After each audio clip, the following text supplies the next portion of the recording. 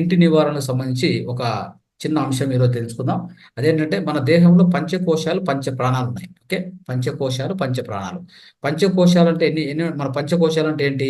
మనం ఇప్పుడు మీకు కనిపిస్తుందా ఈ అన్నమయ కోశం?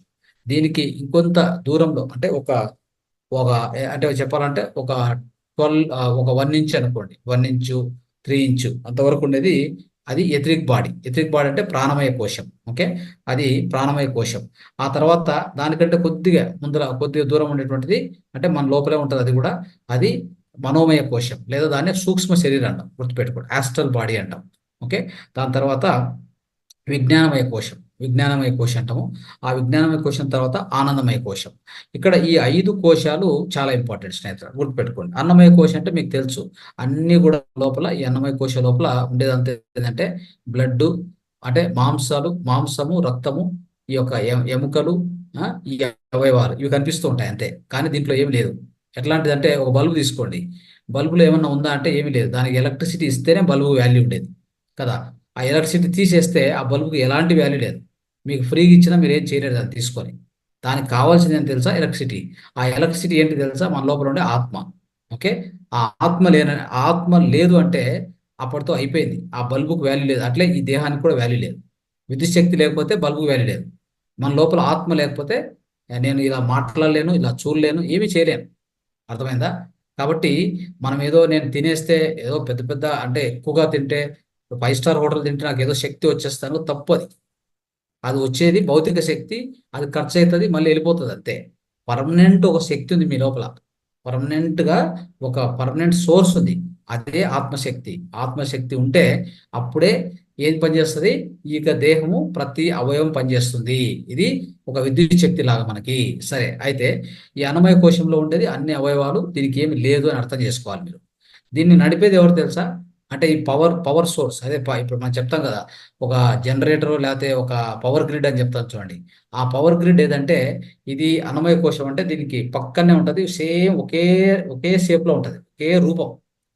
ఏం రూపం తేడా లేదు, రెండు ఒకే విధంగా ఉంటాయి. దీనికి పవర్ ఇచ్చేది ఎవరు తెలుసా? ఈ యొక్క ఈ యొక్క ప్రాణమయ కోశము. ఇది ఎథరిక్ బాడీ అంటాం మనం. ఈ ఎథరిక్ బాడీ ఏం చేస్తుందంటే, ఈ ఎథరిక్ బాడీ ఈ యొక్క అన్నమయ కోశానికి మధ్యలో కనెక్షన్ ఏమంటే నాడులు. ఎన్ని నాడులు? 2,72,000 నాడులు. ప్రధాన నాడులు ఏవి? ఇడనాడి, పింగళ నాడి, సుషుమ్న నాడి. ప్రధాన చక్రాలు ఏవి? 7 చక్రాలు. అర్థమైందా? అవన్నీ కూడా ఈ యొక్క ప్రాణమయ కోశంలో ఉంటాయి. ఈ ఫిజికల్ బాడీ ఎలా ఉంటుందో ఇది అలానే ఉంటది. అంటే ఇక్కడ ఏదైనా ఒక అవయవం దెబ్బతినిందంటే ఈ ప్రాణమయ కోశంలో ఆ ప్రాంతంలో బ్లాక్ ఉంది అని అర్థం. అర్థం చేసుకోవాలి. ఇది ఈ రెండు ఇట్లా ఉన్నాయి. ఈ ప్రాణమయ కోశంలో ఏ ప్రాంతంలో అయితే బ్లాక్ ఏర్పడుతుందో ఈ యొక్క ఫిజికల్ బాడీలో ఆ ప్రాంతంలో ఆ అవయవం దెబ్బతింటది. అప్పుడు రోగం స్టార్ట్ అవుతుంది. అర్థమైందా? మళ్ళీ దాన్ని తొలగించాలంటే ఏం చేయాలి? ఇక్కడ లేదు, ఇక్కడ ఏం లేదు తొలగించడానికి. అదే ఇప్పుడు ఇప్పుడు జరుగుతున్న తప్పు ఏంటంటే, ఈ భూమి మీద జరుగుతున్న అతి పెద్ద తప్పు ఏంటంటే, ఈ అలోపతి మెడిసిన్ చేసేవాళ్ళు ఇక్కడ చూస్తుంటారు. వాళ్ళు ఇక్కడే దీన్ని కొట్టి నరికి దాన్ని కట్ చేసి దాన్ని ఏదో ఇంకోటి చేసి దీన్ని రిపేర్ చేయాలని చూస్తారు. దీన్ని రిపేర్ చేయలేరు, మీ వల్ల కాదు. ఇది ఎవరి వల్ల కాదు. ఎందుకంటే దీంట్లో ఉండేది రక్త మాంసాలు, ఎముకలు, అవయవాలు తప్ప దీంట్లో ఏమీ లేదు. మరి దీనికి ఎవరు దీన్ని దీన్ని సరి చేయాలన్నా, దీన్ని సరి చేయాలన్నా? రోగం ఎక్కడి నుంచి వచ్చింది? రోగం దీని నుంచి వచ్చింది, దీని నుంచి కాదు వచ్చింది. దీనికి ఎక్కడి నుంచి వచ్చింది? దానికి ఉండే ఇంకో ముందు ఒక శరీరం ఉంచండి, ఆ శరీరం నుంచి వచ్చి ఉంటది. దానికి ఎక్కడి నుంచి వచ్చి ఉంటది? ఇంకొక ముందు నుంచి వచ్చి ఉంటది. అలా వస్తుంది రోగం ఎప్పుడు కూడా. అంత ఈజీగా మనం అనుకున్నట్టుగా ఈ రోజు రోగం రాలా. రోగము ఒక 6 నెలల ముందు స్టార్ట్ అయి ఉంటది. 6 నెలల ముందు స్టార్ట్ అయ్యి ఒక శరీరం నుంచి ఇంకో శరీరం నుంచి. మీరు ధ్యానం చేయట్లేదు కదా. మీరు ధ్యానం చేస్తే పైన ఉన్న శరీరంలో క్లియర్ అయిపోతుంది. అర్థమైందా? ఎక్కడ? ఫర్ ఎగ్జాంపుల్ తీసుకుందాం. ఈ రెండు శరీరాల తర్వాత దానికి అవతల ఉండేది ఏది? మనోమయ కోశం, అంటే మెంటల్ బాడీ. అదే సూక్ష్మ శరీరం. అది ఎలా క్లీన్ చేసుకోవాలి? ధ్యానంలో కూర్చొని ప్రతిరోజు మనసులో ఉండే ఆలోచనలన్నీ మొత్తం శూన్యం చేసుకొని హాయిగా ధ్యానంలో కూర్చొని అంటే పూర్తి ఒక శూన్య స్థితికి పోతూ ఉంటే మన లోపల ఆ యొక్క చెత్త చెదారము, ఆ యొక్క అవసరం లేని ఆలోచనలు, చెడు ఆలోచనలు, ఇవన్నీ ఎప్పటికప్పుడు క్లీన్ చేస్తాం. అప్పుడు ఏమవుతుంది? మనోమయ కోశం స్వచ్ఛంగా ఉన్నప్పుడు ప్రాణమయ కోశంలోకి ఈ బ్లాక్లు ఎందుకు వస్తాయి? రావు కదా. అంటే కొన్ని బ్లాక్లు వస్తాయి. ఎట్లా వస్తాయంటే పూర్వజన్మ కర్మలన్నీ చేరుకుంటాయి దీని లోపల. అవి ఉంటాయి, అవి అనుభవించాల్సిందే. మరి వాటిని కూడా క్లీన్ చేసుకోవాలంటే ఏం చేయాలి? విశిష్టమైన ధ్యానం చేయాలి. సార్ చెప్పారు కదా, 3+2+1 అని. 3 గంటల ధ్యానం చేయండి, 2 గంటలు స్వాధ్యాయం చేయండి, 1 గంట సజ్జన సాంగత్యం చెప్పారు. అది ఫాలో కావాలి మీరు. ఏది ఈ యొక్క ప్రాణమయ కోశంలో ఇప్పుడే ఆల్రెడీ ఉన్నటువంటి ఆ ఎనర్జీ బ్లాక్ తొలగించాలంటే పద్ధతి అది. అర్థమైందా? కానీ ఫ్రెష్గా మనము ఈ ప్రాణమయ కోశంలో ఏర్పరచుకునే బ్లాక్స్ ఎక్కడి నుంచి వస్తాయంటే మనం చేసే ఆలోచనల మీద ఆధారపడి ఉంటుంది. ఇప్పుడు ఈ జన్మలో ఈ రోజు మనం చేస్తున్న ఆలోచనలు, ఈ రోజు నిన్న ఇప్పుడు మనం అనుభవిస్తున్న జీవితంలో మనం అనవసరంగా చేసే ఆలోచనలు ఈ యొక్క మనోమయ కోశంలో ఎక్కువైపోతే అవన్నీ దీంట్లో బ్లాకులుగా వస్తాయి. దీంట్లో బ్లాకులుగా వచ్చాయనుకోండి, ఇవి క్లీన్ చేయలేదు అనుకోండి, చిన్నగా ఏమవుతాయంటే ఒక 2 నెలల 3 నెలల తర్వాత దీంట్లోకి వచ్చేస్తాయి. దీంట్లో అంటే అక్కడ అవయవం ఆగిపోద్ది. ఈ అవయవం ఆగిపోద్ది. ఎందుకంటే దానికి ఎలక్ట్రిసిటీ పోవట్ల, బ్లాక్ అయిపోయింది. ఇక్కడ బ్లాక్ అయింది కాబట్టి ఇక్కడ రాదు, ఇక్కడ రాదు. ఇక్కడ రాకపోతే ఈ అవయవం దెబ్బతింటది. మీరు డాక్టర్ కాడికి పోతే దీన్ని కోస్తాడు, ఇది బాగాలేదు తీసే అంటాడు, తీసేసి కొత్తది పెడతాను అంటాడు. లేదంటే దీనికి మందు ఇస్తాను వేసుకో అంటాడు. ఏదో కొద్దిగా డిమ్ముగా కొద్దిగా నిద్ర వచ్చినట్టు ఉంటుంది, కానీ ఆ రోగం పోదు మీకు. అర్థమైందా? రోగం పోవాలంటే సో మీ ఇంతకుముందు చెప్పాను నేను. సో మనకి పూర్వజన్మ కృతం పాపం వ్యాధి రూపేణ పీడ్యతే అంటే పూర్వజన్మలో చేసిన అన్ని కర్మలు, ఆ చెడు కర్మలు మనకి ఇప్పుడు వచ్చిన ఫలితాలు, ఇప్పుడు అనుభవిస్తున్న ఆ కర్మలే, చెడు కర్మలే ఇప్పుడు మనం అనుభవిస్తున్నటువంటి కష్టాలు, నష్టాలు, రోగాలు. అర్థమైందా?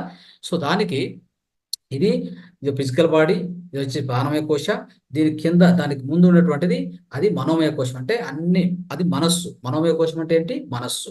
మనస్సు అంటే ఏంటి? సూక్ష్మ శరీరం. సూక్ష్మ శరీరంలోనే మనస్సు ఉంటుంది, గుర్తుపెట్టుకోండి. దాన్ని ఎప్పుడు స్వచ్ఛంగా పెట్టుకోవాలంటే ఏం చేయాలి? ధ్యానం చేస్తూ పోవాలి. అది స్వచ్ఛంగా ఉంటే ఏమవుతుంది? ఆత్మశక్తి నేరుగా ఈ రెండులో ఉన్నాయి కదా, ఇది మనోమయ కోశం. దాని పక్కనే ఉంటుంది ఇంకోటి విజ్ఞానమయ కోశం. దాని పక్కనే ఉంటుంది ఆనందమయ కోశం. చూడండి, ఆనందమయ కోశం అనేది కదా, ఆనందమయ కోశం అంటే దాని తర్వాత ఇంకా రెండు ఉన్నాయి, రెండు శరీరాలు ఉన్నాయి. అది వచ్చేసి విశ్వమయ కోశము, తర్వాత నిర్వాణమయ కోశం అని ఉన్నాయి. అవి చెప్పం జనరల్గా. అవి వచ్చేసి ఏంటంటే అది విశ్వానికి సంబంధించినవి. ఈ 5 వచ్చేసి ప్రతి వ్యక్తికి సంబంధించినవి. అందుకని ఈ 5 గురించి చెప్తాము. ఇప్పుడు ఏంటంటే ఎప్పుడైతే చూడండి మనలో ఉన్నటువంటి ఆత్మశక్తి అనేది నేరుగా మన యొక్క మనోమయ కోశం క్లీన్గా పెట్టుకుంటే, ప్రతిరోజు ధ్యానం చేస్తూ క్లీన్గా పెట్టుకుంటే ఈ ప్రాణమయ కోశంలోకి ఆత్మశక్తి నేరుగా ప్రవహిస్తుంది. ఇక్కడ బాగా ప్రవహించిందంటే ఈ దేహం ఆరోగ్యంగా ఉంటుంది. అదే మనం భౌతిక ఆరోగ్యం అంటాం. అర్థమైందా? మానసిక ఆరోగ్యం అయిపోయింది, భౌతిక ఆరోగ్యం అయిపోయింది. ఇంకేంటి? ఇంకా మీకు బుద్ధి ఎక్కువగా రావాలి, విజ్ఞానం ఎక్కువ రావాలి అంటే జ్ఞానం ఎక్కువ నేర్చుకోవాలి. ఏం చేయాలి? స్వాధ్యాయం చేస్తూ ఉంటాం.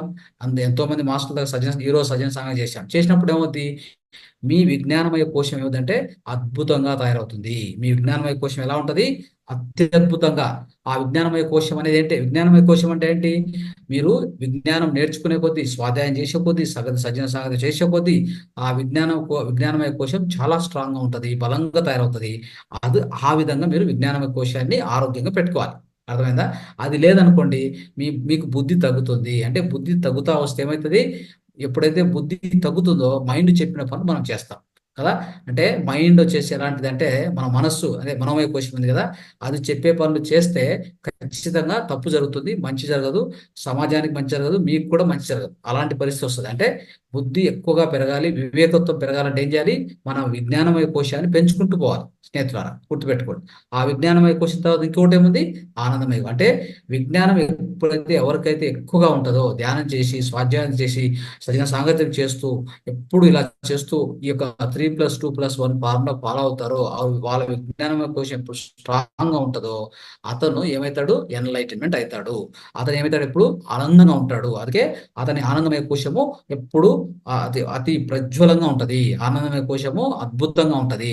ఈ విధంగా 5 కోశాలు మీరు అర్థం చేసుకోవాలి స్నేహితులారా. ఓకే, దీని అంతటికి ఒక ధ్యానమే ప్రధాన కారణము అని తెలుసుకోండి. తర్వాత మన లోపల పంచ ప్రాణాలు ఉన్నాయి. ఇప్పుడు పంచ ప్రాణాల గురించి తెలుసుకుందాం. పంచ ప్రాణాలు ఏమేమి ఉన్నాయి? పంచ ప్రాణాలు అంటే గుర్తుపెట్టుకోండి, ఒకటి ఉదాన, రెండోది ప్రాణ, ఇంకోటి వచ్చేసి వ్యాన, ఇంకోటి సమాన, ఇంకోటి అపాన.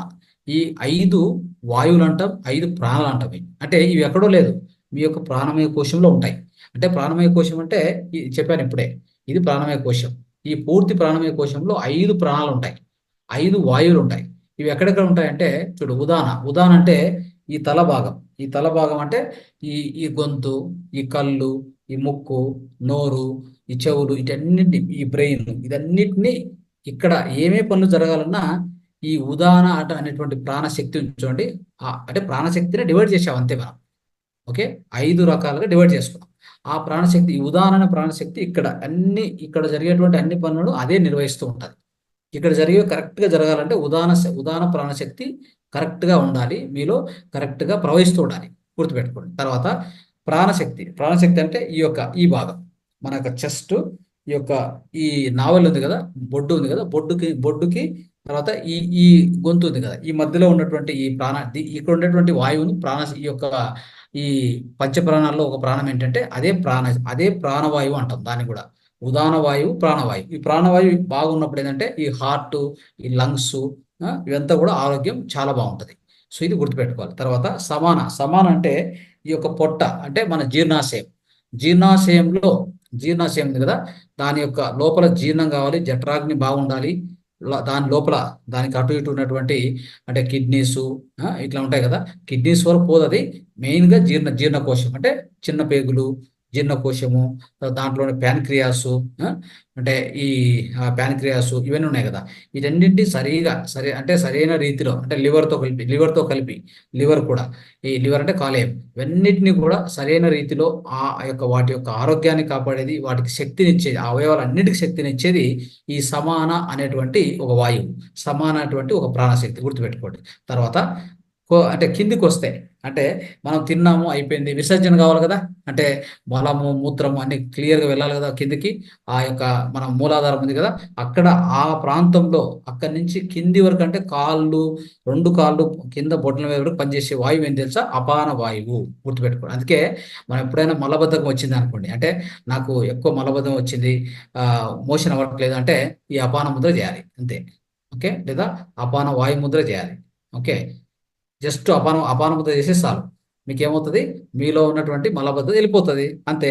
కాబట్టి అపాన వాయువు అక్కడ పనిచేస్తూ ఉంటుంది. దాన్ని ఆ అపాన వాయువు బాగా ఆరోగ్యవంతమైనటువంటి అపాన వాయువు అనేది బాగా ఉంటే, ఆ ప్రాణశక్తి బాగుంటే అన్ని అవయవాలు అక్కడ పనిచేస్తుంటాయి.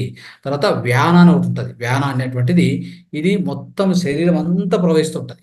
శరీరం అంటే అన్ని వైపులా కింది నుంచి పైకి ఒక సమానంగా ప్రవహిస్తుంటది.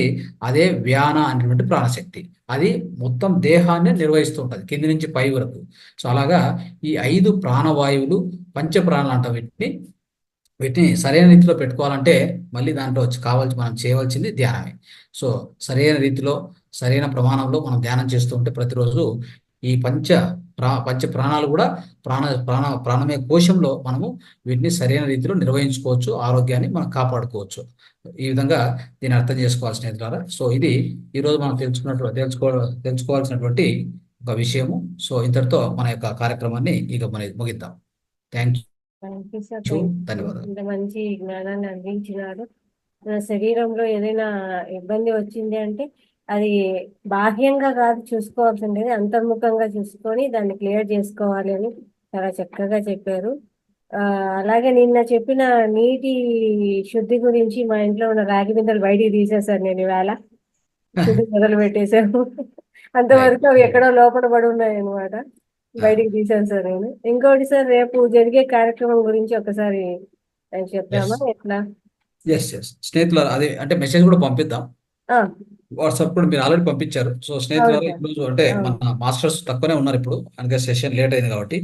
సో ఖచ్చితంగా రేపు మనం ఏం చేస్తామంటే విశేష కార్యక్రమం ఉంటుంది. అంటే ప్రతి ఒక్క మాస్టర్ వాళ్ళలో ఉన్నటువంటి కళలు, వాళ్ళకు తెలిసిన జ్ఞానాన్ని ఏమైనా కానీ పంచుకోవచ్చు. అంటే ఇది ఎందుకంటే ఈ ప్లాట్ఫామ్ మాతర్ ఫౌండేషన్ వేదిక ఎట్లా ఉంటుందంటే మనం అందరం కూడా మాస్టర్గా తయారు చేయాలి. పత్రిసారు మనల్ని ఎలా తయారు చేశారో మనం కూడా అదే విధంగానే అందరినీ మాస్టర్ లాగా తయారు చేయాలని ఒక లక్ష్యం ఉంది మాతర్ ఫౌండేషన్కి.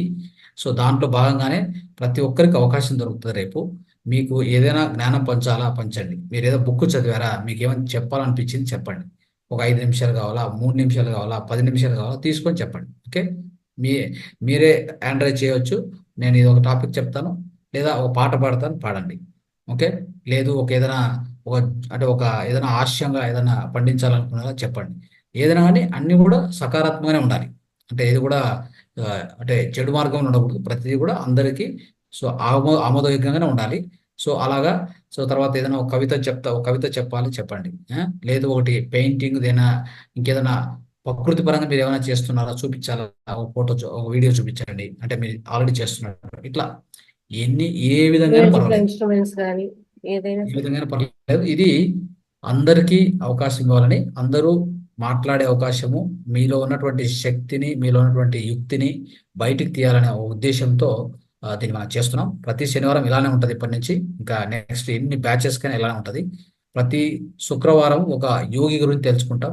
ఈ శుక్రవారం మనం పత్రిజీ సార్ గురించి తెలుసుకున్నాం. నెక్స్ట్ శుక్రవారం మళ్ళీ ఇంకొక యోగి గురించి తెలుసుకుంటాం. అట్లా ప్రతి శుక్రవారం యోగి గురించి, ప్రతి శనివారం ప్రత్యేక సంచిక. ఓకే, ఇది మిత్రులారా, ఇవన్నీ మనం రేపు ఖచ్చితంగా కలుసుకుందాం అందరం. సో అంతవరకు మరి సెలవు. నమస్తే, ధన్యవాదాలు, శుభరాత్రి. నమస్తే సార్.